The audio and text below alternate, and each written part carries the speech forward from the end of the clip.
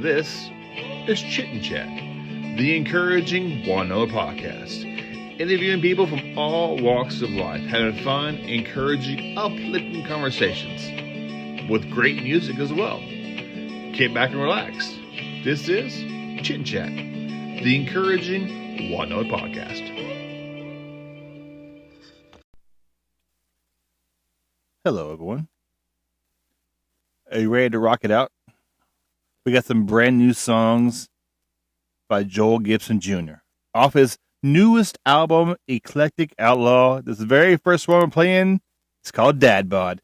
Crank it up. Let's go. I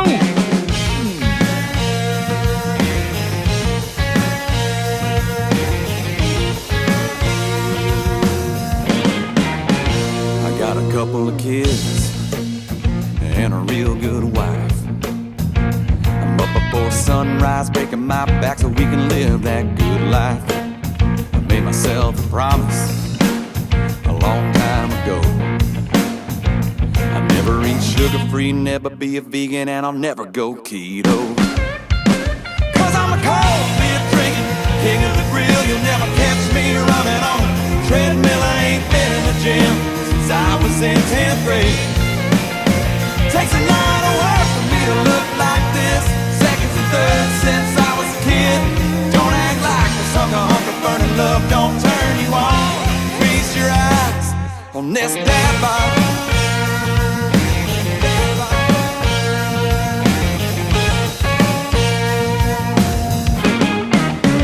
I never met a buffet that I didn't like. Sneak into the kitchen for a Klondike bar around midnight. Yeah, I know I should and probably slow it down, but I only got one life to live, and I don't give a shit about extra pounds. Cause I'm a cold beer drinking, king of the grill. You'll never catch me running on a treadmill. I ain't been in the gym since I was in 10th grade. Takes a lot of work for me to look like this. Third since I was a kid. Don't act like the sucker hunk of burning love don't turn you on. Feast your eyes, yeah, on this dad bod.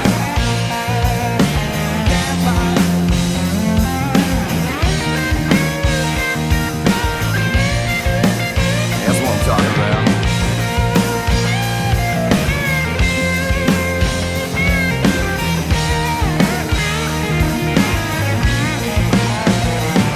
I'm a cold beer drinker, king of the grill. You'll never catch me running on a treadmill. I ain't been in the gym since I was in 10th grade.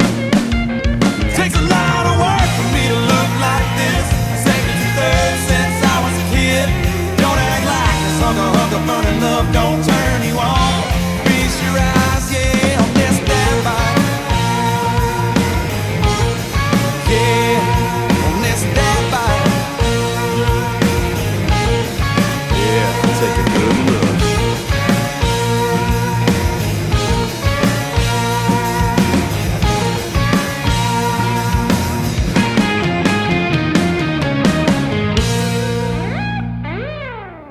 Woo! What a great song, Dad Bod by Joel Gibson Jr.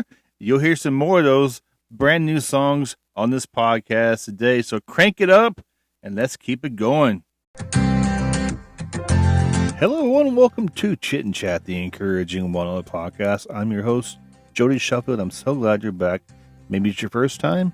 Maybe it's your 140th time, because this is 140 episodes this podcast has been on. And thank you for joining today.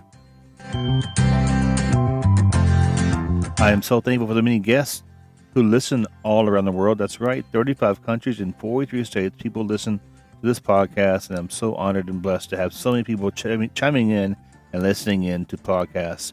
We got a great show lined up for you today, and a very special guest, a co-host for the first time ever.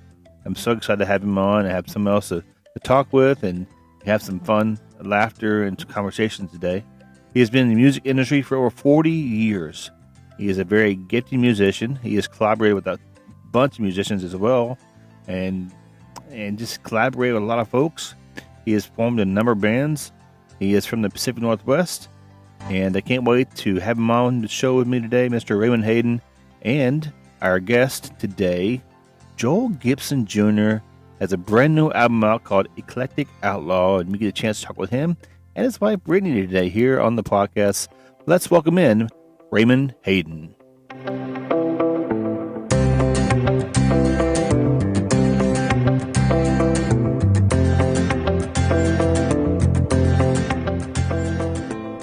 You can hear me clearly? Yes, sir. How you been? Good, man. Just busy trying to, get my feet settled at this new job and putting out new music. And, Jess and I are both kind of we're what's the best way I can say it? We're in the process of kind of just like, making adjustments in our life, not playing live as much. And she's obviously still working heavy with her publisher to to record and sell songs to other artists, which she's doing, and really starting to pick up some momentum. And then I'm still releasing music, of course, but neither one of us are doing a lot of live stuff. She doesn't have anything live coming. She doesn't really want to do live right now, so she's focusing on recording. But I have some shows coming up with Strangely All Right, but that's, I have one Angle Lake and then one in September at the at a Sunbanks Music Festival. But other than that, just trying to live, and we're taking more downtime than ever. How about you, man? How's things going with you? I mean, we chat a lot, but it's always in the Facebooks. Yeah. My grandpa always used to say, busier than a one-legged man in a china shop, something like that. Busier than a one-legged dog in an ass-kicking contest. Oh yeah, going strong, man. The podcast is doing well. I need more hours in the day. That's for sure. I wish not too often you ask for more hours in the day, but I wish I did. On top of a full-time job, and I probably have 150 folks who want to be on the show. I'm like, I'm the one-man band. It's crazy. Yeah, well, the funny thing is, and I appreciate you all the love you show, for sure. Man, I tell you what, I absolutely, that's why I try to share your stuff and make comments as much as I can. Cause 10 years ago I had a podcast before podcasts were even a really big deal, and we were doing good. We did probably 160 episodes and had local musicians in and big rock stars and all kinds of stuff, and had a blast. Every now and then I go back and I'll listen to some of them, and I get a kick out of it. But I was also playing live and working a full-time job. I was playing in about 4 bands at the time. Yeah, it's just running the podcast is a job in itself. So trust me, I get you, man. I've had some amazing people on sharing their testimony, their story, what they've been through, and I love just sharing music. It's funny because all these musicians I've come across and sharing their music, there's a lot of great musicians out there people have never heard of. Yep. Oh yeah. That's it's funny because I'm also, and I also am kind of an advocate for, trying to mentor younger artists, or upcoming artists, or artists that are already doing it and don't really have a true understanding of the music industry, and because of that they get frustrated, because it's not, the thing is the music industry, as you're probably just really, really starting to kind of gather, it's difficult. It's what happens is people get so used to playing shows at Jazz Bones or Airport Tavern or McMinimans or this and that, or around Seattle at Aurora Boreal, wherever. And they see the other bands around here and and they don't realize that that's just around here. Every other state has got the same thing. They got different music. Texas music scene, Nashville music scene, New York, LA. All these. There are tens and tens of thousands of artists out there trying to garner for the same spotlight or the same chance at, the dream, right? Yeah. And it's more so that 100,000 songs or so a day being uploaded to the internet. Trying to stand out is brutal. That's why I post as much as I do. I stick to my, when you see stuff I'm doing, it's me. It's not me trying to, although we all have at one point or another have haters. I've got a couple people out there, like when I started working with Megan she said an artist called her to warn her about me. And it's like, I just laughed, and she said, "Don't worry, Ray, I've checked you out." And I said, "Yeah, all you have to do is go back years and years and years." And you said, "I'm doing the same stuff." And, we have to support each other. You have to collaborate. You have to learn. And it's just brutal. I mean, Jessica is one of the most talented artists. I know she's my wife, but seriously, she's one of the most talented artists, songwriters, singers, gets the business end of it, you name it. And it's an uphill fight. You got to look a certain way. I mean, she had a booking agent that was constantly telling her to lose weight. And Jesus Christ, it's just nonstop. But that's why some of the advice I gave you in the beginning, when I was just telling you, just be yourself, is because everybody, we tend to think about it too hard, tend to try to be something, somebody else. And if they're trying to be somebody else, they're too late, because that time has passed. And so, if you're just yourself, and so like my social media presence, although it's a lot, because number one, I enjoy doing it. I enjoy connecting with people, but when you see me spotlighting artists and spotlighting podcasts and putting up little comments about loving each other, all this kind of stuff, it's not some grand plan. It's just how I feel at the time, what I feel going on in the world, being empathetic as an artist, and just being real. And I see you doing that. That's why you're picking up steam, because you're just being yourself. You don't need to compare your production to any other podcast. You could listen. There's podcasts out there you could listen to that have they got gimmicks and amazing, sound effects and this and that. And at the end of the day, it takes time, and it takes a lot of time, but you keep at it and just be yourself. Do what you want and do it. That's how you resonate with people. Look at Nirvana. Yeah. If Nirvana would have looked at Queen and compared themselves, they would have given up. And but they didn't. They didn't give a fuck. They just were like, we're going to be who we are.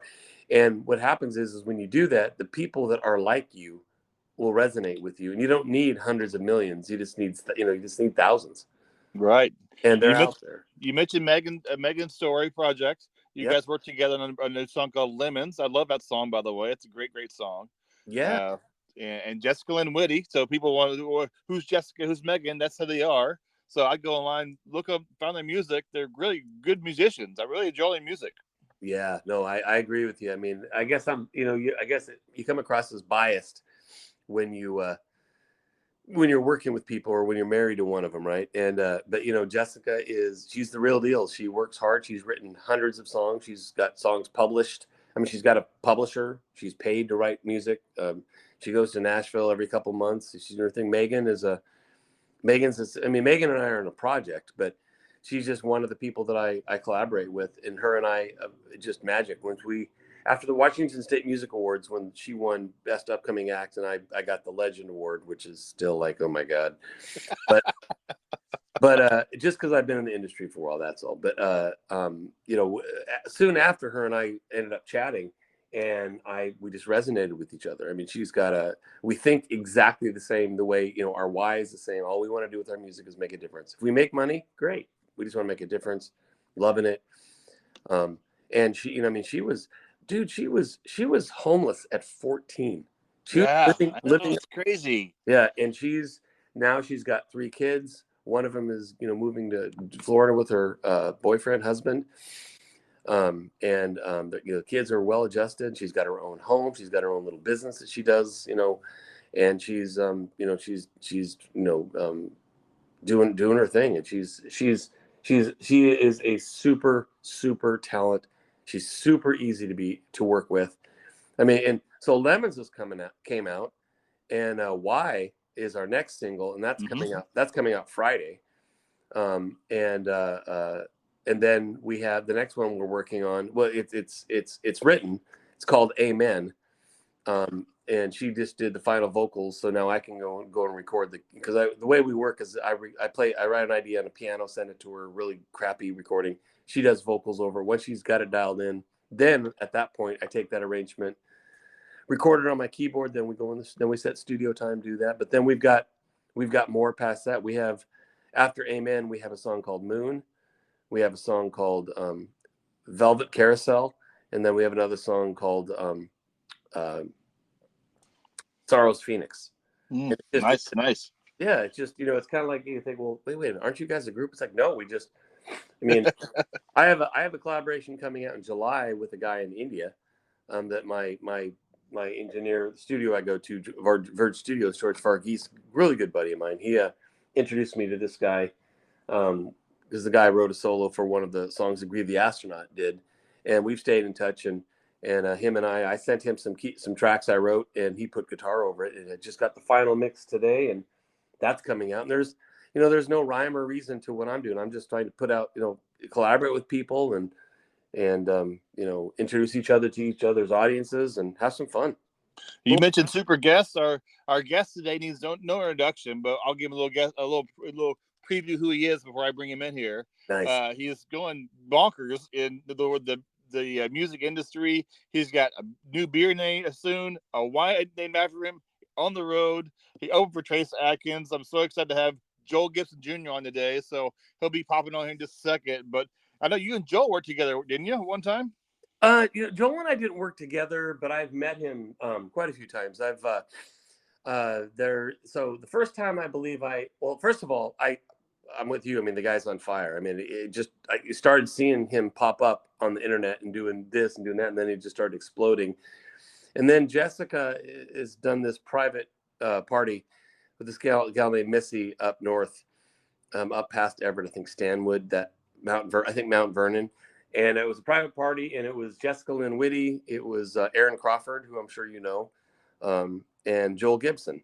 And then, of course, Joel and Brittany were both there. So that was one of the first times I ever saw him perform. And I was just like, holy Christ. I mean, he's got the look. He's a good looking cat. He's super talented. He's super humble. Then I saw him again he played the same party the year after. Then I saw him play at a club. Can't remember the name of the club, but then I saw him. He also did a song or two at the Washington State Independent Music Awards. Super, super talented artist.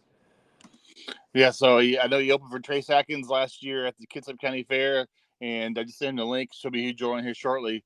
But man, I asked him about getting that phone call. He goes, that was kind of shell shocking.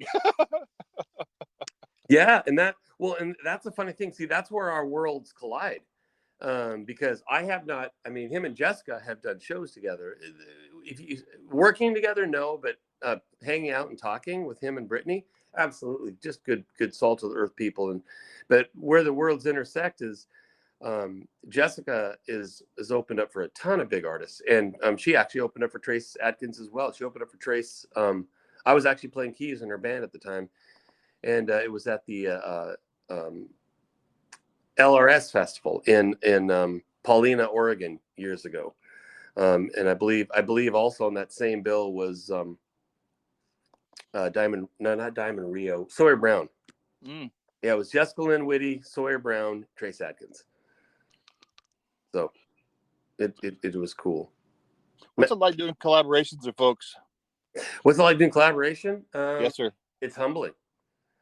Because every time you collaborate with someone, because we all tend to, this is where grace comes in, right? Because people, when they get upset at someone or they do whatever, they don't ever realize that, wait a minute, everyone thinks differently. Everyone works differently. So when you collaborate with someone, it's one of the reasons I love it, because if you're the best musician in the room, then you need to go to another room. And every time I collaborate with another artist, I see them. I discover a different way of approaching writing music. I always learn different things. Like with Megan, for example, I'm learning creative ways to put words together. I mean, the way she tells stories. You know what I mean? But then also the way I write is pretty simple, pretty straightforward.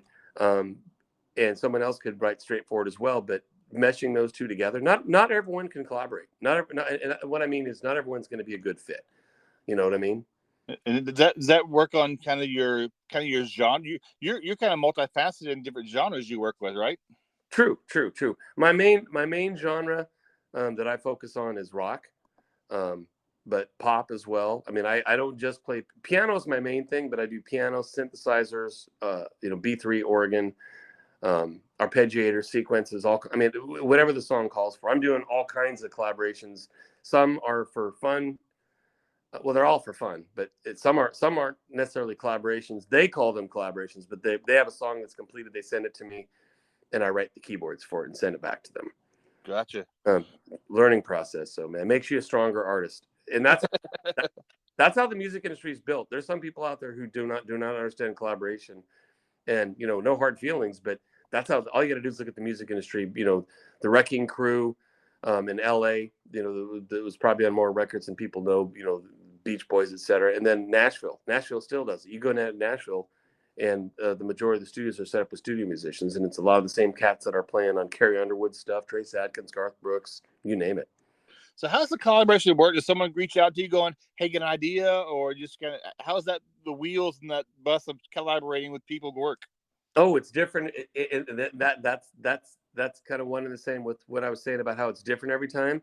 Mm-hmm.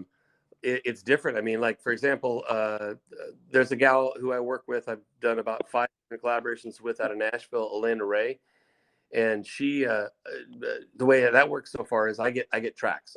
She'll send me tracks that are like drums, guitar, bass, some rough vocals. And she'll say, yeah, we're kind of looking for this feel, like an 80s feel or this, whatever. And then I just record all the keyboards here at home, send them all the tracks, and then they mix it all together in Nashville. Then there's the way Megan and I work is, as we get to know each other, and I've done this with other artists, start talking about something and get inspired, and I'll sit down to the piano and write, just, record a crappy piano version on an app on my phone and send it to them, and we just start sending stuff back and forth. And then I've had other people, a guy named Brian Hunsacker in Texas, he's a progressive rock guy, and he sent me almost a completed song with no keyboards, and they said, okay, go ahead. Well, speaking of tracks, we're right on track now. Mr. Joel Gibson Jr. is in the house. Hello, Joel. What's happening? How you doing, man? How are you guys doing? Doing well. You know Raymond, don't you? Oh yeah, absolutely. Yeah. Oh yeah, man. Good to hear your voice, Joel, man. Just loving watching your journey, brother. You're on fire, man. Likewise, man. Thank you. This is the first. Like, I co-host. We got a trio of folks. You got some great questions for you today. You got your little cap on. It's gonna be fun. Are you ready? Yep, we're ready. All right, Raymond, go ahead. You got the first one. I got the first one. Okay. Yes, sir. All right. So, okay, Joe, we're gonna go way back. We're gonna go to junior high. The first time you ever made out with? Oh, I'm kidding. That was all script. Yeah. So here's the thing, Jody, and you may not know this yet, but these country artists, these I don't care whether it's a guy or a girl, they'll tell you anything. I mean, it's if it's not written on their giant belt buckle, and it's not in one of their songs, they'll tell you. But anyway, all kidding aside, man. Hey, you know what? This may be a really weird first question to ask, but it's one of the coolest things. So a while back, I saw you and Brittany were posted in front of a giant tour bus. Yep. Which congratulations. And I remember seeing the post, and it said you were thanking people because you're for people out there who are new to Joel. Joel is not only is he great, go see him. He's a humble cat. Go to the merch table, buy stuff, talk to him. You'll have a great conversation. So I know you appreciate people who support you, but you put on there, and I went back and found it. You said you wanted to thank the people for backing the bus. Yep. So I'm curious. I mean, so yeah, talk about that, man. Did you have a campaign to raise money for the bus, or what was the story there? Yeah, we did really a fundraiser. We kind of were anticipating, really getting on the road, and so we put on a back the bus event, and people donated, and we did a couple different shows to kind of raise money for it. So I mean, it really came down to everybody did help us get it. Got us sponsors, and and everybody else that came out and were so gracious to donate, got us that bus. What are some interesting facts about owning your own bus? I mean, be on the road, going to all kinds of cool places with not sleeping on the street or a tent somewhere. Yeah, definitely. But yeah, so I think any musician knows that, when you're on the road, it's really lodging and travel expenses naturally. So, not having 4 or 5 cars going to one destination, and, we're not really known for the cheapest gas in this state, that's for sure. So, it's 80 gallons ain't no joke, and when you're going to, out of state, and you're the new guy all over again, and really trying to, sell your brand, they're not paying you premium prices to come play. You just want the opportunity to get your music out in front of people. Well, the thing is, I mean, you couldn't have said it better, man. That's like just a real quick 30-second TED talk you did there on infrastructure of the music industry and saving money, whatever. That's not only is it save money on all the gas, like you said, but the other thing that people don't realize who haven't toured is it's taxing. It's taxing. When you go, to the gig, and you got to unpack, and then you got to go to the hotel, and you got to unpack again, do whatever. So when the fact that you can actually, the band can actually have meetings on a bus, take naps, all that kind of stuff, and then your brand. Let's be honest. I mean, this isn't the main reason you do it, but man, you pull up on a bus, that says something. Oh yeah, absolutely. And to us, it's why, the back the bus, with that stuff, it's we're taking everybody with us, that's why we're so gracious about, being where we're at today. Well, that's nice. I mean, that's probably, that attitude, and I'm not even going to say don't lose that attitude, because you won't. I've met you a handful of times, and it's your makeup, man. And that relates to your music, and that also relates to some of the quick ways that you've elevated in with your branding, and which leads to me to a kind of cool thing. Yeah. How our worlds intersected, because you've done some shows. I don't know. With you guys cut out, or was it me? Nope, you're good. Okay, just want to make sure. No problem. I was just going to say that where our worlds have intersected is both. My wife is also, as you know, Jessica is a country artist, and the two of you, not only have you played private parties together along with Aaron Crawford and all that, but also opening up for Trace Adkins. Yeah, she opened for Trace Adkins years ago in Paulina, Oregon, and I saw you did that this last year. Yeah, and congrats, that's awesome as hell. What was the best part of that experience for you? Oh, I mean, I'd have to say that it happened in my hometown. I mean, Trace coming here was a huge deal, so it was a full circle moment. But definitely, just the fact that he came here and I got to be the guy that got to open for him was huge. And I know we discussed this a little bit a while back. But your shock factor when you kind of found out, on a 1 to 10, was that like a 20? Oh, it was way up there. But like I said, it was, he was so kind to us, like me and Brittany, and he took time to talk with us. But I mean, the shout out that he did on stage, about just me being up there with my guitar was amazing. But it was definitely like a surreal moment. It still is when I think about it. Well, that was no happenstance, brother. That was all. I mean, people say, oh, always attribute amount of luck to it, and there's always an amount of luck to anything. But playing in support of Trace Adkins in your hometown and getting a shout out, that's not luck, man. That A-list artist saw what you were all about in a short amount of time. So that's hard work, a lot of hours, I'm sure, a lot of hours. Yeah, getting the reps in and really just playing as much as we can and learning as much as we can. Yeah, there you go. Cool. Did you get a chance to drink a beer with Trace while you were there? We did not, but I'm gonna tell you, I've never seen anybody suck down a cigarette faster than in my life. We got to meet him after the show. Like, he was sitting out by our bus in the area there after the show, and he was talking to me, Brittany, and he just gone. Well, that guy is that guy's got some lungs on him, so it doesn't surprise me. Hey, changing course again here, and hope you don't mind, but I mean, we have a lot of questions for you, but I also when I think about you, every time I think about you, I'm always amazed at how quick you move and the things that you accomplish. And I know it's a team effort. I know that you and Brittany are a team to be reckoned with. My day job is I'm in the packaging industry, and so certain things stand out to me that probably wouldn't stand out to other people as quick. But I sell to breweries and to wineries and stuff like that. And I saw recently, I believe I saw it on Facebook, but I think I also even saw it on LinkedIn, that you just recently formed some partnerships with Eclectic Outlaw IPA, Rainy Days Brewing, and then also Alala Wines with the Malbec. How did all that come together, man? It's kind of a long story, but the short end of it was we wanted to really, cross promote with two of our favorite places and collab, to have a beer and a wine, get the Eclectic Outlaw brand out there, but then also, bring, the Rainy Days lovers to our music that may not know who we are. And same thing with the wine and vice versa. When they're drinking their wine, they're going like, what is this? It looks cool, and then they look us up. It was a matter of, hopefully, cross our fingers, hoping they take a chance to help, cross promote with us. I love your logo on that. That's who did that? That's amazing. So that was Brittany's cousin, Oregon.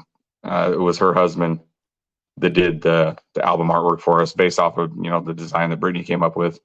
And his wife, Brittany's actual cousin, does all my guitar straps. So she does all the hand-tooled leather. Keeping it in the family. Keeping it in the family as much as we can. Just like I try and keep it in the community as much as I can. There you go, man. There you go. Well, that has served you well, and it will continue to serve you well, man. That's no joke. It's I know we're going a little bit off script, Jody, but I just gotta say that it's also amazing. Hope that that when people hear your podcast and hear about Joel and hear him and go listen to his music and check him out and go to his website, buy, right? Support this cat. But it is super refreshing to hear you talk so just mildly and so relaxed about collabing, taking places, things that you enjoy and sharing that with people because you're being real. And there's a fair amount of artists out there who, I hate to coin the expression, they say, I just want to play. And they get frustrated that people aren't into and watching all their videos and whatever. But it work, and you're good for you. Yeah, no, we try and find different ways to get our name out there, and we do take it seriously, but it's at the same time, it's, sometimes it works, sometimes it don't. But for us, we've, been pretty lucky so far. It was all cause of Brittany, because like 8 years ago, she's the one that kind of kicked your butt in the motion and doing this. You're like, I don't want to do this. She's like, no, we're doing this, Joel, and you've gone nonstop. So kudos to Brittany. Oh, that is 100% factual. She's kicked me in my ass today. It doesn't stop. She's like, don't think you're gonna go out to that album release and not go out there and just bring it. So we're always doing what we can to get better. And get out there. And travel and play as much as we can. Nice. Well, I can tell you that I don't have the same type of a situation, but close with Jessica. We're different. She's country, I'm rock. We really support and encourage each other and kick each other's ass. But actually, Jody beat me to the punch because I want to find out. Let's go away from. I know you guys are part of the thing, but tell us about Brittany, because she's always there. She's always with you. Yep. And obviously, you just talked about her kicking your ass and doing whatever. But I'd be curious on how you guys work together, what that looks like, and how you're able to do something that the majority of people, and you know what I'm saying. The majority of people married, there is no way in hell they could work together. What's your key to your success, man? She is the key to our success. That's the brutal, honest answer to that. But it's her mind and her passion, for striving to be better and always come up with new and inventive things and challenging me, as an artist to not, because it'd be very easy for her to just gas me up and, say, oh, everything's great. You're awesome. But she doesn't, when I don't deserve it, she's going like, yeah, that was good, but it can be better. And this is how, and so, everything that she does is, and the people that know, it's really, encouraging me to keep going, and then smartly separating, hey, as your wife, this is the answer. As your manager and everything else under the sun, it needs work, and if we can do this, it's going to elevate, you as an artist, but also the brand, essentially. Yeah. And so she's never one to, just rest. It's always like, what's next? What can we do better? What do we learn from this? Everything else like that. So she is, the key. And I always say it, but I couldn't do it without her. Excellent. Well, hopefully you wake up every day and thank God for that woman, because it's a two-way street and it's a team thing. Man, great answer. Yeah. Yeah. You're not sleeping on the couch tonight. No, no, not tonight, at least. I don't. Hey, you got a brand new album out, and the last time you were on, you shared Dad Bought It with me, and I saw you in concert since then, and what a great song. Share about your brand new album, man. It's awesome. Yeah, it's coming. It's dropping June 8th, technically, but Friday night at 9, Eastern time, it'll be live. So it's gonna be out in the world, and I'm excited to get the feedback on it and see if people like it. What kind of goes the process behind building another album? You try to get a little different and kind of original each album, or how does that work for you? Oh, it's kind of, it's multifaceted, but it does, obviously everything starts with a song, but it's figuring out what songs you want, and the direction of the project itself, what type of album you want to put out there, and then choosing the songs, and then presenting the songs to your band, building the tracks, going into the studio, getting your mixes, reevaluating, and then, getting everything back. And then it's all the marketing and everything else behind it. It's just such a big undertaking. This one we took, probably the most serious that we've done since. It's amazing what goes into to the whole process, right? I mean, from writing it to going in the studio, everything you just laid out. I mean, it is work. It's not just like, hey, I wrote this really cool song, it's out next month. It's a lot. The speaking to everything you just said, man, I'd be curious. I mean, you're obviously a country musician, and in the country world, everyone kind of approaches it a little different, I guess, like other genres. But in the country world, there's a lot more collaborations and co-writes and all that kind of stuff going on than I think in most genres. Do you write all your own songs? Do you have a co-writer? Do you do any collaborations? Talk about that, man. What's and how and then also maybe how it relates to this new album coming out. I don't do co-writes, and that's really comes down to bandwidth. I just don't have the time or make the time to do it. But I mean, Brittany is my co-writer. So yes, we both collectively write all of our own music. And nice. So she's a writer too. Oh yeah. And even if I think I write it, I've had good ideas and pitch them, and she's like, yeah, it's okay. And sometimes I think it's awesome, and I'm like, well, again, attributed to, she's not going to gas me up. She's like, I think you should do this, or what about this line or something. I go, oh, it's cool. And sometimes it can change the direction, or other times it just elevates it. And I go, oh, that makes sense. Other times I come out the gate and I get lucky, and she goes, it sounds great. I don't set it and forget it. And she sings too, so she's really part of you. I've seen her sing. I've seen you. She writes. She is. She don't like to. I wish she would do it more. She doesn't give herself enough credit on that realm, but she does. She has sang on the album. She obviously gets on the couch concerts and stuff like that, and some one-offs on some solo shows. So I can get her up there with enough Crown Apple. But there's your next collaboration for a drink. Eclectic Outlaw Crown. Yeah. I guess that's really what we're missing so far. Is I guess we got the wine and beer. We need a whiskey, I guess. Well, Joel, come on, man. I can't believe Brittany, the ass kicking songwriting partner there, hasn't got you over to Heritage and Gig Harbor. Come on. I'm working on it. Yeah, she's always, we got this. We're planting some seeds out there for stuff, but. Yeah, you do some whiskey, and you got a consumer right here, brother. Awesome. Okay. Have you had a chance to collaborate with anybody yet down the road?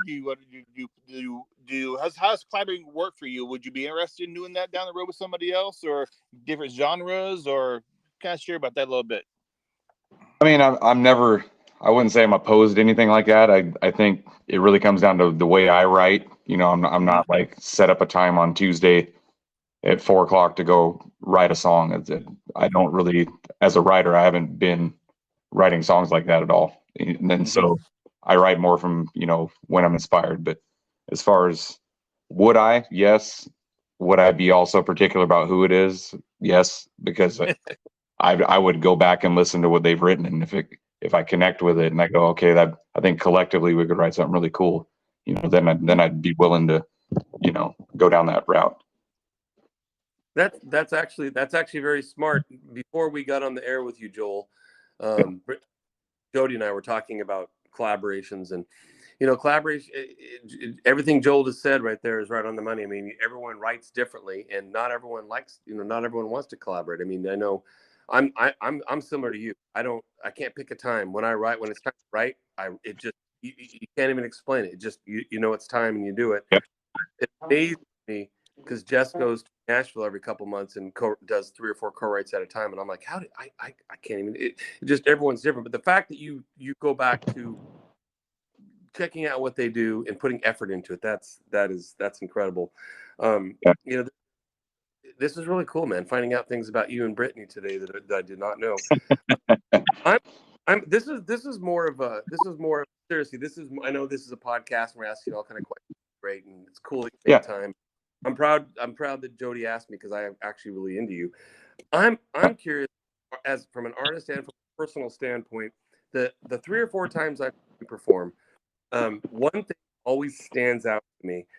That you do, I feel like you do better than most bands around here. Not that it's a competition, but you just do it. You have a way of connecting with your audience. That it's like when the last time I saw you perform, I felt like the audience was part of the band, and it's just like you got kind of you just kind of get to that front of the stage, kind of stand you, and the audience. I watch people moving forward and doing whatever. And you're able to really connect with them. And I'm just curious, from your standpoint, do you feel that happening, or is that something that maybe other people have told you, or can you feel that when that's happening? I can 100% feel that, because it's forefront of my mind. I really pay attention to the room. I try and read the room. That's why I don't typically do set lists, and if I do, it's with a band, just because it's obviously more of a show. You want to have a certain flow to it. But when especially my solo shows, I really want to engage. It's not just the voice. It's that connection with the room and the people, and it's really important to me. Again, Jody's going to kick my ass after this. This is fun, man. You guys can just go together. I'm just here as the middleman. No. It's your show, brother. Hey, Joel. Okay, this is way off. This goes to this, man. As an artist? What is your why? Why? I'm curious. Do you do it now for the same reason that when you started, or is it different? I don't know. But what drives you, man? I mean, I do it because I love it. I know it sounds cliche, but it's, if I didn't love going out there and feeling that connection, and to hear the stories from, fans or even if it's somebody hearing me the first time, and, it's the guy that comes up to me and says, like, man, that song, and, I connected with it and just keep going. The encouragement we get from the most, random of places, and to hear people sing your songs back, and how could you not want to go back out? The next chance you get and go do it again, and that's why I do it, because it's fun. Nice. I think that every person out there who plays golf could echo what you just said about hitting one ball in the hole. Yeah. Coming back. How humbling is it when youngins come up to you, who you inspired them through music, and they, I want to get your autograph. I want to start a band, or, you're kind of picking your brains. You're like, I just love doing this. What's it like when you're kind of sharing your heart with other people? I mean, it's a great feeling naturally, and it's, I don't know if me personally, if you ever get like used to it, the autograph stuff and, pictures, but I think really early on when I did that, when it first started happening, I was more or less like, I mean, these people see something in me, they believe in me, you know, and who am I to, you know, deny, you know, an autograph or a picture, you know, but in deep down in my mind, I'm like, I don't know, like, I guess I get to that point where it's like, I don't want to let somebody down, you know, that's just my own natural, like, personal feeling about stuff. It's like, man, these people think I'm going to go do all these things and, you know, play Madison Square Garden or something. And it's like, I don't know if I'll get there. I just know that because I love to do it, you know, I'm going to take it as far as I possibly can. But, you know, anytime somebody wants to come say hi or tell me a story or ask about how I did this, you know, I'm going to be as transparent as I can, especially the kids. Yeah, that's important. And it's even behind the scenes, it's even more important. And you kind of insinuated this with your words, is when someone, I mean, you could have, listen, not every night we get up on stage do we have our best show. And so you could get off stage, and this took me a while to figure out, but you get off stage and audience is clapping, everything went great. All you can think about is a couple spots in the show that you were like, God dang, what the hell did I do there? And you still got a smile. And if someone says thank you, you just say, everybody said thank you for a great show. All you can do is be humble and appreciative. You can't say, well, yeah, I appreciate that, but you know, I really screwed up that one part, because it takes away all that, you know, everything that they want to give you. And it sounds like you got that down. No, that's 100% factual. I mean, it's happened to every musician, but it happens to us too, where it's, you know, they come out to have a good time. You know, they're having their own problems and they don't need yours, especially your problems with like the show, or, you know, how you're critiquing your own performance, you know. So I know I can look at Brittany and know, like, oh, you know, screw that up, you know what I mean? But I have to put that out, you know, when the show's over. But I know there's going to be a discussion, you know, what we call the Monday morning quarterback, you know, when we watch our video back or watch our performance or talk about our performance, that, you know, that doesn't need to get dumped on the patrons, you know. Yeah, and more bands need to do that. I know one of my bands, we record every rehearsal and every show. Yeah. It's good you do that. Hey, so I actually have a question for both you and Brittany, and I think I already know the answer to this. But the music industry has really, really, really changed, especially over the last decade. I mean, there's 100,000 songs or so a day being uploaded to the internet. You know, just all kinds of just noise and this and that. That can tend to get at an artist. I'm curious how you, with all that noise out there, how you stay inspired and motivated. And I'd be curious as to, I'd actually love to hear, I mean, what Brittany too. I mean, knowing more about your guys' relationship, even more now so than I did. I think it's a question that both of you could have. Yeah, I think, and I'm signaling her over here because she's off on the side. But I mean, I think we kind of probably have a similar answer. But I'll answer for me. It's, you know, I know it sounds really weird, but I don't really pay attention to it in the sense like most people do, because I see, you know, because I do know that there's, you know, 100,000 songs coming up every day, and like, how do I get noticed?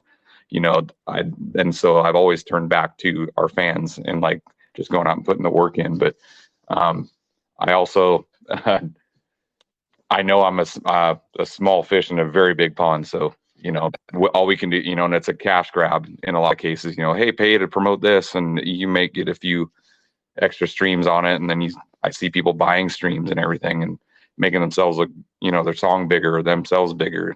And I see all that. And I was like, I want to maintain my authenticity and my genuineness in the songs and the music, and the people that just want to listen to it organically. Yeah, I would say, I don't really listen to it. You know, in the very, very beginning, when we first started doing this, I think I was kind of pushing like, oh, radio, first album. Okay, let's go. Let's send it.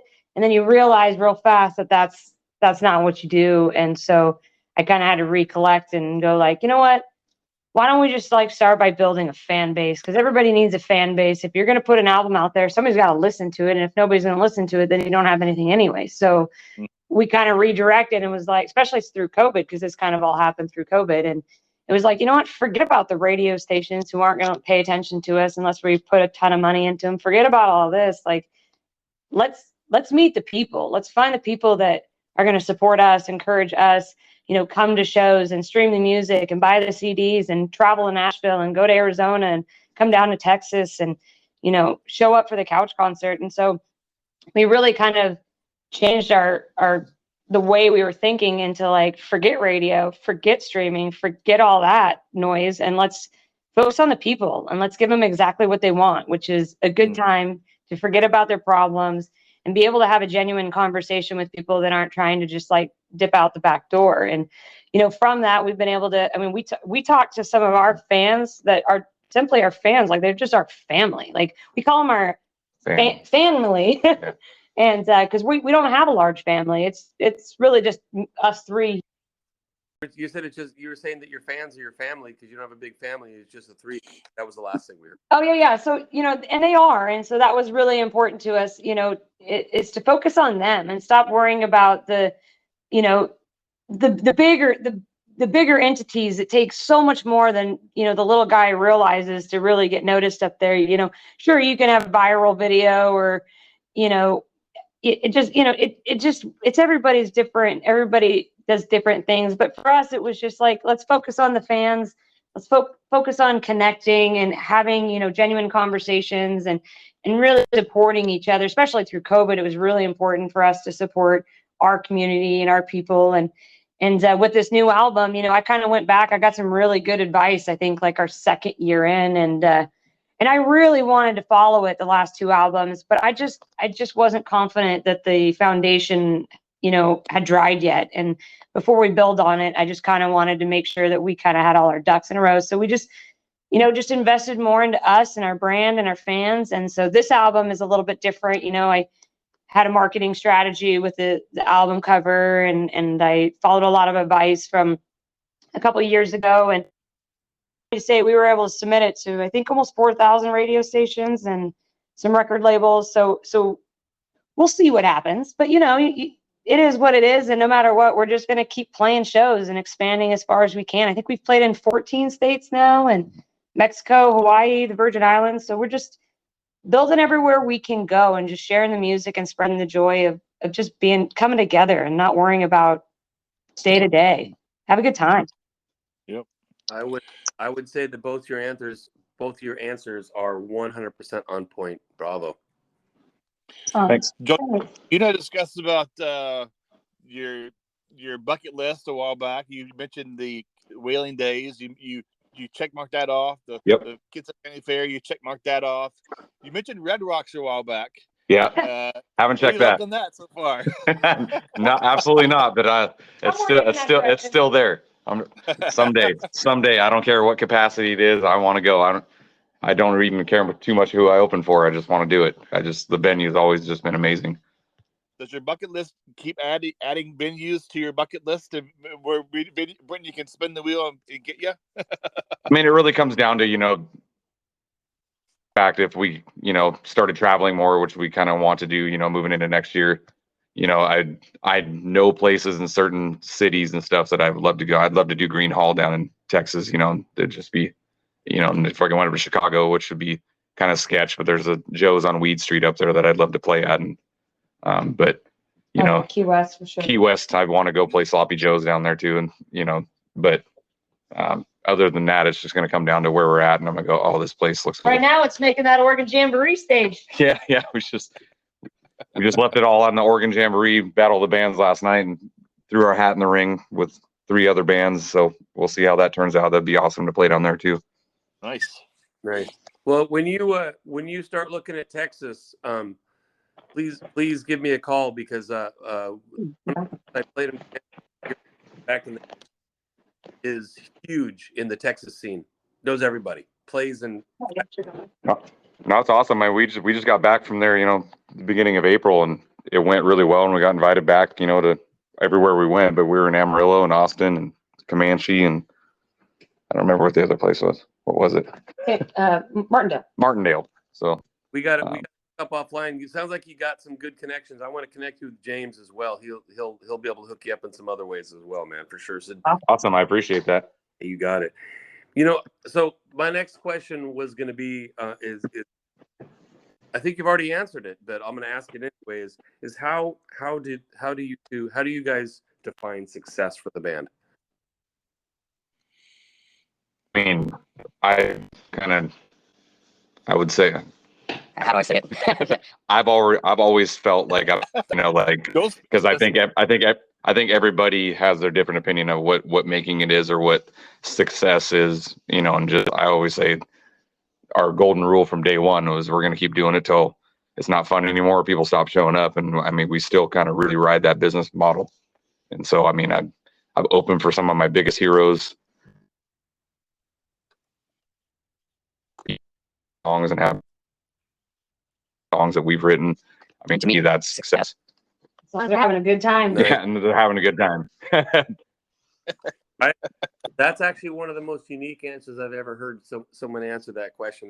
That's actually really good, man. It just actually everything that you say, that Brittany has said, answers to questions. It all lines up. It all 100% lines up with your brand, which is cool. Okay, we're gonna go off the page here for a second. You ready for this one? So, and yeah, don't hold back, man. People out there listening want to hear this. So what is your and I know your fans are everything to you, but what is your craziest fan moment? Craziest fan moment, I would say early on, we had a guy get one of our super fans, but he had a tattoo of the Hoodies and Romeos logo tattooed on his forearm. So, and that was early on. That was when the single came out, and so there's a long story to it, but that was definitely crazy. Somebody's got a tattoo of one of our logos. I have a good one. My craziest was we recently, when we went to Jackson Hole last year and played, we got a major rock chip in the RV. So we had to get up really early. It was like 100 degrees, like every day out there. And I told Joel, I was like, we got to get up and go get this fixed. It was already like an inch and a half. So we got up at like 6 o'clock in the morning to drive this RV down to this rock chip place to fix it. And so we're hanging out, walking up and down the street or whatever. And the guy tells Joel, like, hey, it's all done. Go ahead and pull it out. So Joel pulls the RV out and I go inside to pay. And it's just this big guy, you know, he's got this bandana on, totally looks like a biker. And he kind of like walks in and he like walks by, and he's the guy that did the rock chip, but I'm paying. And he comes back out of his office and he looks at me and he goes, is that the guy that sings This Old Town? And I just became like this little schoolgirl, like, oh my God, yeah. He's like, yeah. He's like, I love that song. He's like, I might look like a badass, but I listen to country too. And I just came running out. I didn't even give Joel a chance to meet him because I was just so giddy. And I was like, Joel, somebody here knows you. Somebody here knows you. Yeah. Like, I think, where were we? Like Casper, Wyoming. Yeah, Casper, Wyoming. And I was like, there's no way. And I just thought that was the most insane thing. I was just like, we're reaching people out here. And the fact that it was an original song, I was just like, oh my gosh, are you kidding? Yeah. So that was pretty cute. It's like, I want to take a picture. I'm like, I didn't even think about it. Yeah, those hey, a tattoo and a cat out in the middle of nowhere, knowing who you are, you're definitely etching your name in stone, man. That's really cool. You start a book, Joel Road Trip Memories or something like that. Yeah, no, there's definitely a few, but those are probably definitely the top two because, like you said, that was random, and then the tattoo was like, wow, really? You know, but the story behind it is he was just so connected with our music from day one. He's like, it changed him, and that's a story for another podcast probably. But it was we love the guy. He's turned into just a good friend of ours now. But I mean, he came out the gate, and he's also a big biker guy. You know, and it's not something you would think. Nice. I tell you what, Jody just had an idea about taking pictures from the road. It's like with as much as you guys, you know, focus on your fans and all that stuff, I could totally see a merchandise item down the road that is just Joel Gibson, the fans. Joe Gibson Jr. and the fans, yeah. Careful. And trust me, I got something in the works. Yeah. You know, my check from Jody just got ripped up. No, don't do it. Don't do it. Everybody does it. We gotta make it right. Oh yeah. So, it was funny, Raymond. Last time I had him on, I asked him a question: what word would you add to your shirt? And he said Junior. It caught me off guard for a second. I'm like, that makes no sense. He goes, Joe Gibson Jr. I'm like, duh, no crap. Yeah. All right, cool. Well, yeah. The one other question you just made me think. I can't believe we haven't asked this yet. But who is Who's your favorite artist right now? I know this one. I think. It's Eric Church. It's Eric Church, and it's likely not going to change for a long time. I love a lot of different artists, but he's absolutely my biggest inspiration. For the longest time. Nice. Sweet. I stalked you guys on social media. I saw you guys went to a little R&R. I saw you Brit out kayaking and fishing and relaxing. Yep. Hashtag I was jealous. Oh yeah.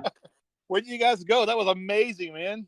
It's in Madras, Oregon, so it's on the east side of Mount Hood, and it's a place we've been going for about 20 years. And Brittany's been going her whole life since she was a kid, but it's really secluded, beautiful 9 Mile Lake down there. But she actually, we went out fishing. We had a pontoon boat, and we had the kayaks and paddleboard and stuff. And we had our son and a couple of his buddies with him, and went on the boat. And she got 15. I caught 19, and you guys wouldn't believe it. They got tired of it because every time I would drop it in, I was trolling, and every time I would drop it in, within no joke, I would put it down.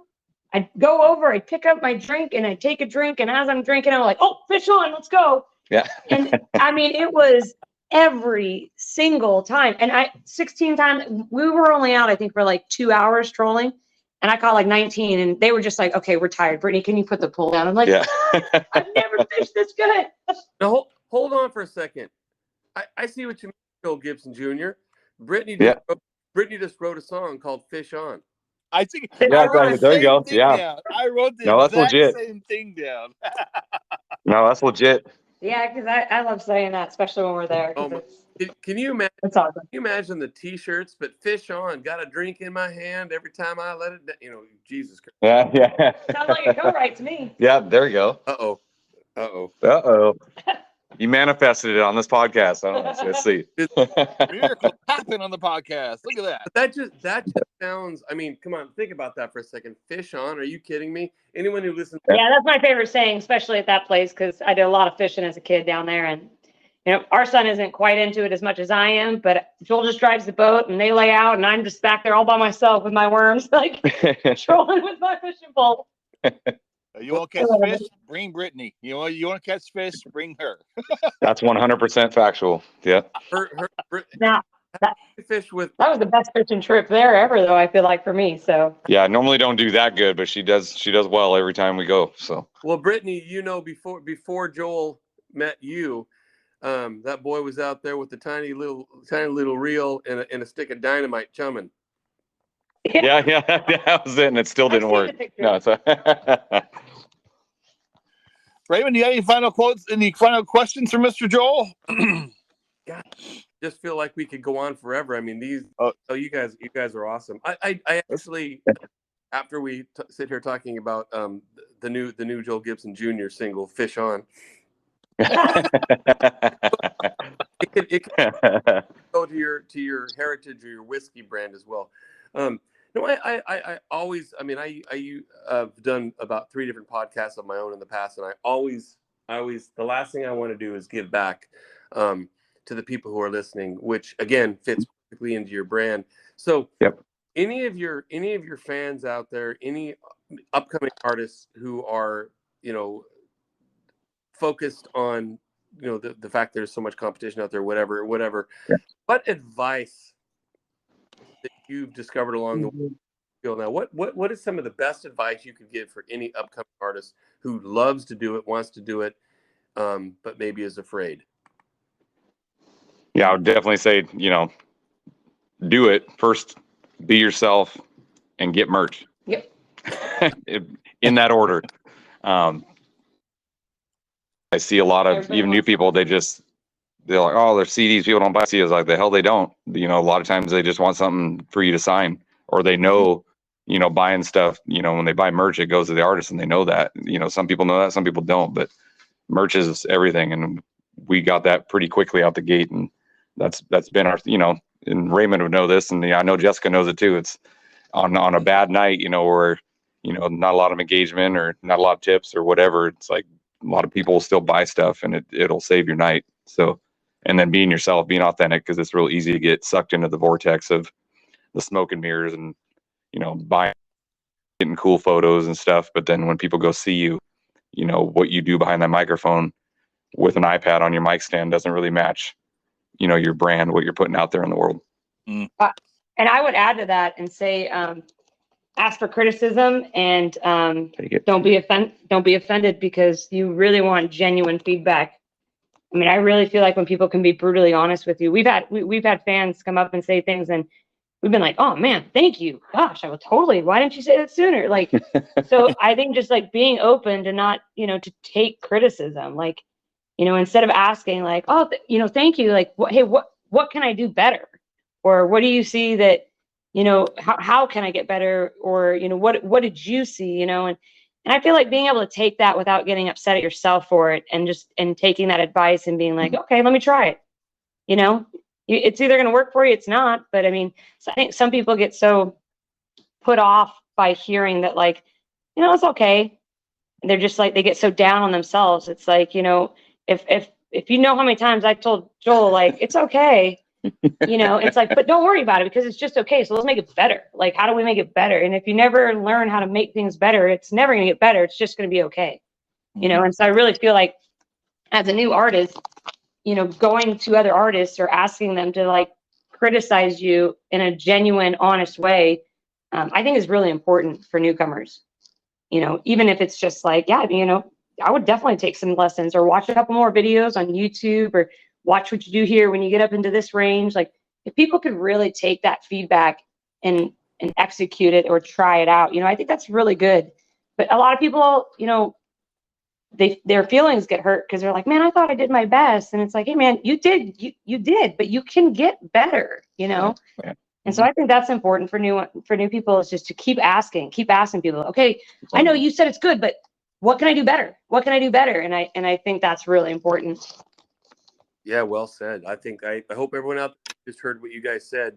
Take that to heart. Yeah, putting your ego aside and being open to constructive criticism. It sharpens the sword. Absolutely. Sharpens the sword. Great answers. Yeah. Well, this is the first time I ever had co-host before, Raymond and Joel. Thank you so much. I've been simply honored to have you guys on and meet you guys as friends. I haven't met Raymond yet.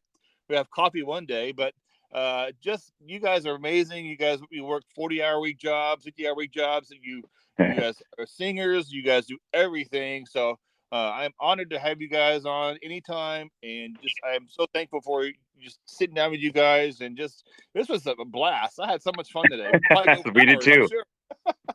Well, it's good to hear Raymond's voice too, man. I don't think I've seen him since the Washington, you know, Independent Music Awards a few months back. So yeah, it's good to hear you. Yeah, it's good to hear you too, man. It's hard. It's like with Jody. It's like everyone. The intentions are there. You know, we've got hanging out, and I think we've been through some stuff around for a while. But yeah, no, likewise, man. And I just have one more thing to say to you and Brittany. Okay. Now, first of all, and it's going to be my final thought for the day here. But just Jody, thanks for having me on as a co-host, man. I really, sincerely, brother, I just had a good time, and I truly am a fan of Joel and Brittany. So that's why I said yes. So thank you. And then this is my final thought for Joel and Brittany. My girl by my side, bottle of Crown in her hand, full snapping up and down, fish on. Hey, there we go. I love it. Now you were stewing on that for a little bit now. There we go. Yeah, there we go. I love it.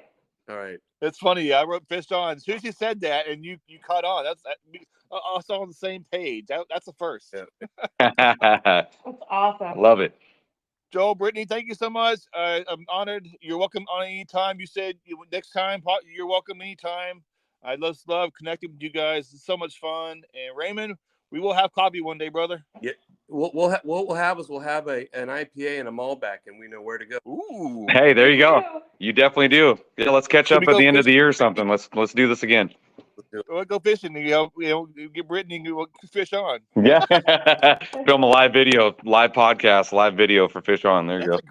That's a great video. There you go. Yeah. Podcasting, casting a pole, it works. There you go. Appreciate it. Love you guys. Appreciate it. Thanks, fellas. I appreciate it. Have a good night. All right. Take care. Night, guys. It's fun. All right. All right. How we doing? Enjoying that first song? This second song I really like. And so if you're down by the ocean, a lake, a creek, or creek, depending on where you live, this is a great song. This is All Day Buzz by Joe Gibson Jr. Let's kick it going.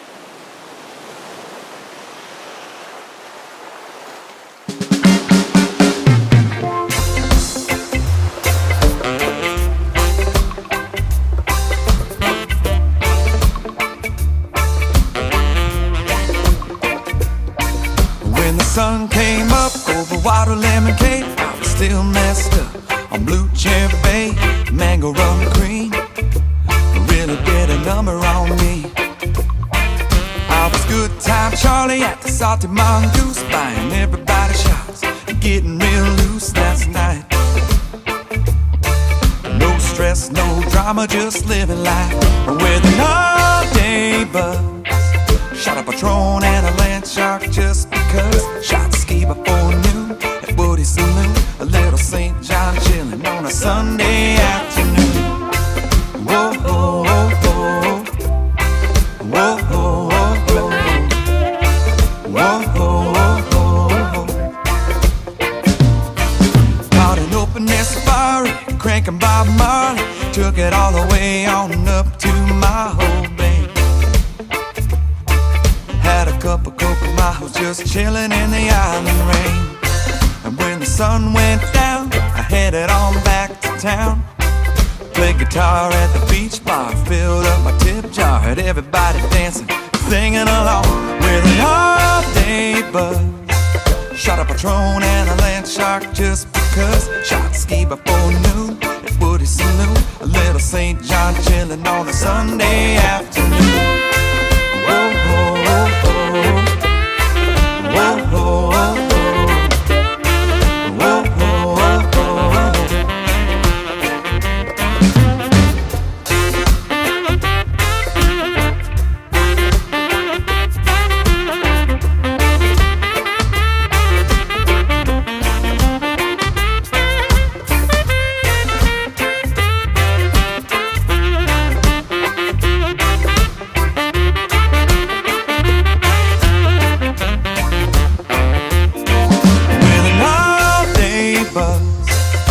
Patron and a land shark just because. Shot ski before noon at Woody's Saloon. A little St. John chilling on a Sunday afternoon.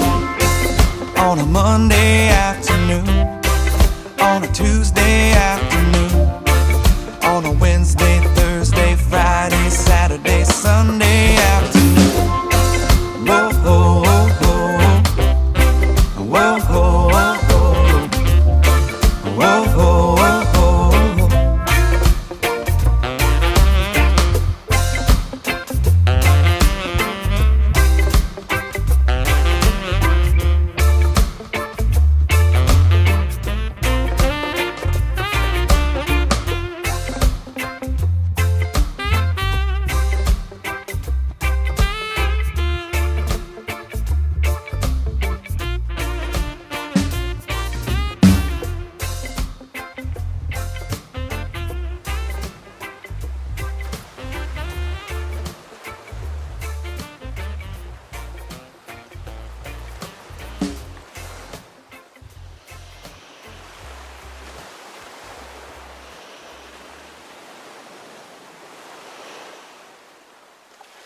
Pretty good song, huh? All Day Buzz by Joe Gibson Jr. Throughout this episode, you'll be hearing small promotions for locally owned businesses that are my sponsors of this podcast. I am thankful for each and every one of them. Enjoy.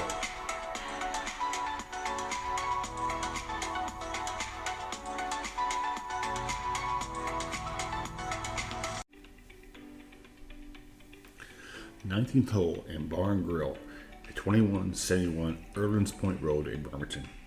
Are you looking for a place to wind down for some nice cold beverages, some amazing food, and amazing customer service as well? Come on down to 19th Hole Bar and Grill. It's a great atmosphere where you can hang out with family and friends and maybe co-workers as well. Come on down. Did you know it's one of the oldest bars in Kitsap County, dating back to 1939, and the menu is to die for. Every week, every day, something special. Like Sundays and Mondays, steak night, Tuesdays, Taco Tuesday, Wednesday, wing night, and Fridays are always fish and chips night with amazing halibut and cod. I also got burgers, sandwiches, salads, and much, much more. And you've got a banquet room for bigger gatherings of friends and families for like birthday parties and whatever shindig you got. Did you know they are rated #1 bar and grill in the best of Kitsap County in 2022 and 2023? They're locally owned and operated. Maybe if you're too busy to stop in, place your order today. Call 360-813-3501 or go to the website at 19thholebarngrill.com today. Their hours are 11 to 11 Monday through Friday and 8 to 11 Saturday and Sunday. This is 19th Hole Bar and Grill in Bremerton. Eat local, eat well.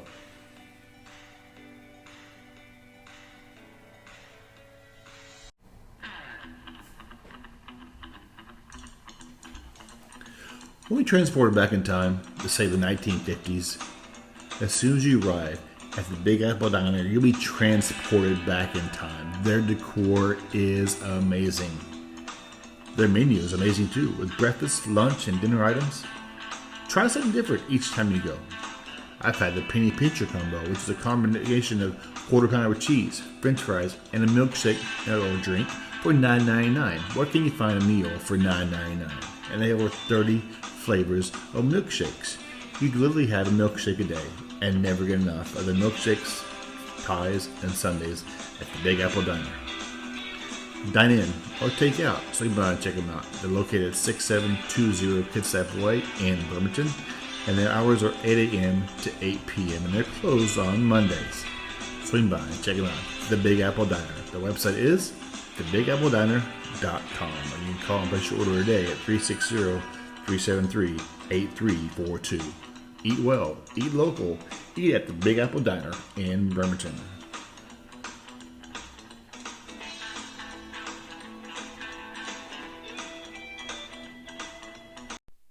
The next song I'm playing is called Old Pictures, and it reminds me of the days my great-grandparents and my grandparents, and I'd find some old crinkled up pictures, on the edges, kind of worn, and just remembering the good old days and trying to picture those times where you were a little kid and just being with your grandparents and your great-grandparents, how much fun it was. And this is Old Pictures.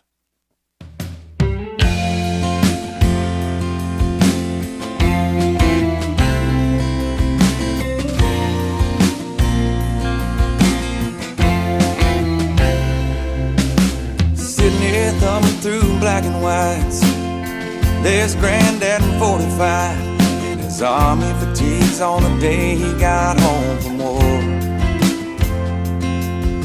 Page after page of old memories.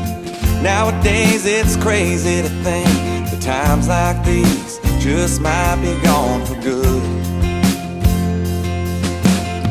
Black and whites and Polaroids, 35mm Kodak, boy, those were the days when the world was still turning slow. It sure feels good to go back in the past, back when memories were made to stand the test of time. Now I'm holding one in my hand, the last one of me and Grandma, man, I miss her. Thank God for old pictures.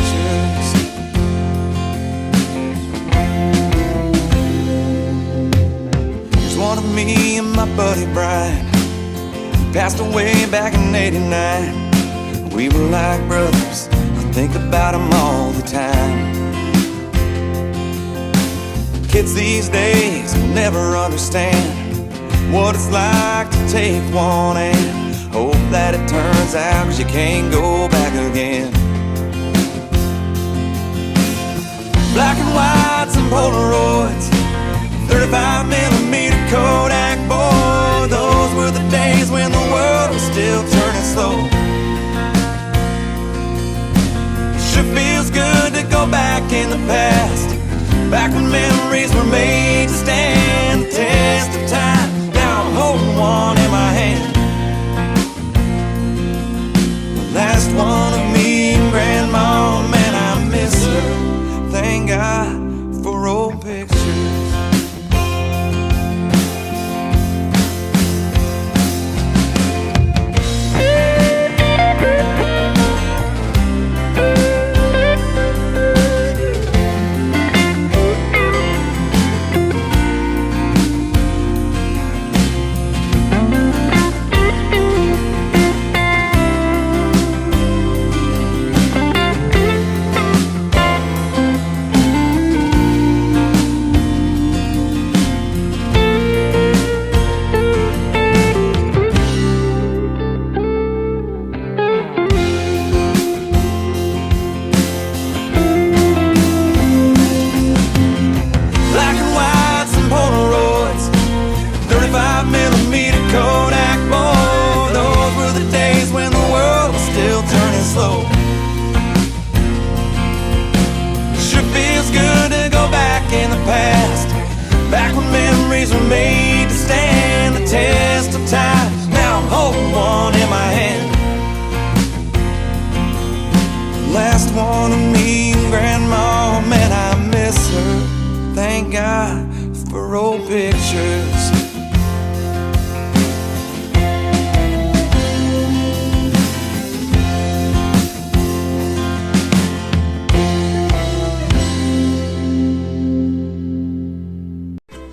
Hola, my friends. Hope you're doing well. Maybe you're getting a little hungry, so this little promotion for some businesses here in Silverdale might get you hungry. So if you're in the area, Kitsap County area, stop on by and see my friends at Tequiza, located at the Kitsap Mall in Silverdale. Their address is 10315 Silverdale, Washington. Their number is 360-698-4335. And on Tuesdays, you can go down and get your fill of tacos for 50% off. And now they have 6 kinds of tacos, so you can guarantee you'll get full on some tacos on Tuesday. They have burritos, chimichangas, taco salads. My favorite are the grilled jalapenos. And sometimes in the season, those jalapenos are super hot and super good. So go on down and see my friends at Tequiza at the Kitsap Mall. Also in Silverdale, they have a food truck called Tequiza Street. They have breakfast burritos, homemade flan, tacos, and churros too, all made with the freshest ingredients. Great customer service, great staff. Their number is 360-200-7315, located at 9571 Silverdale Way, Washington. That's 9571 Silverdale Way in Silverdale. Tequiza and Tequiza Street, great places for some authentic Mexican food. Go down and see them. Tell them Joey sent you. Come Chit and Chat, the encouraging one another podcast, and get your feel on some delicious tacos.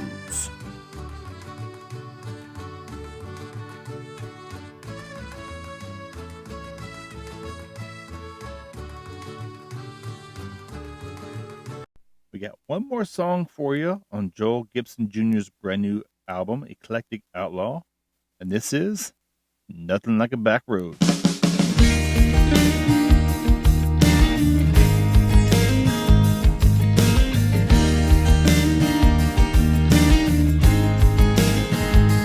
I need a cold beer,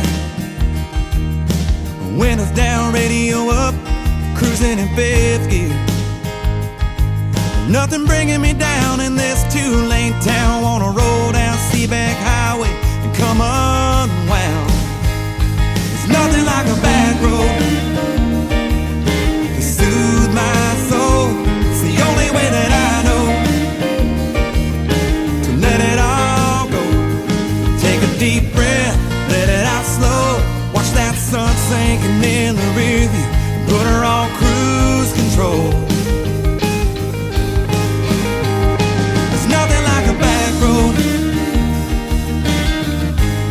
No, nothing like a back road.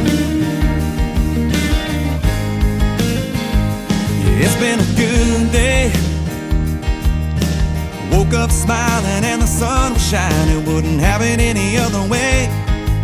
Just living my life one day at a time. Got a pretty girl by my side, looking so fine. There's nothing like a back road to soothe my soul. It's the only way that I know to let it all go. Take a deep breath, let it out slow. Take a deep breath, let it all go. Watch that sun sinking in the rear view, put her on cruise control. There's nothing like a back road. No, no, no, nothing like a back road. No, nothing like a back road.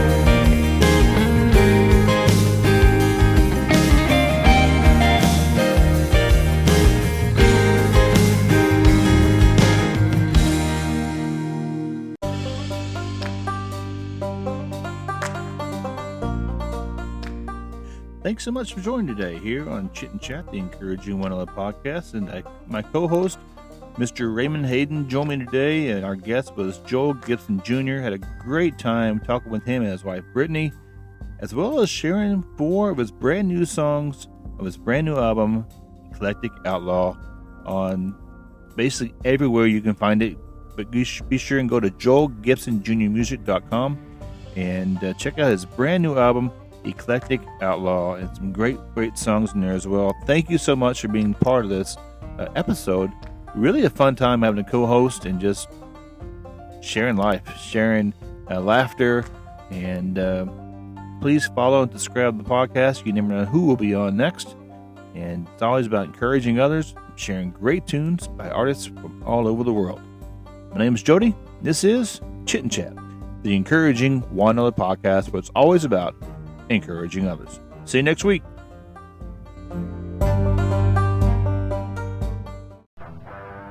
This is Chit and Chat, the Encouraging One Another podcast.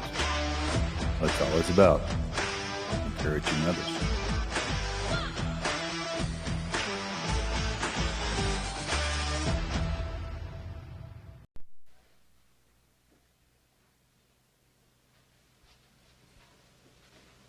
You're still here? It's over. Go home. Go.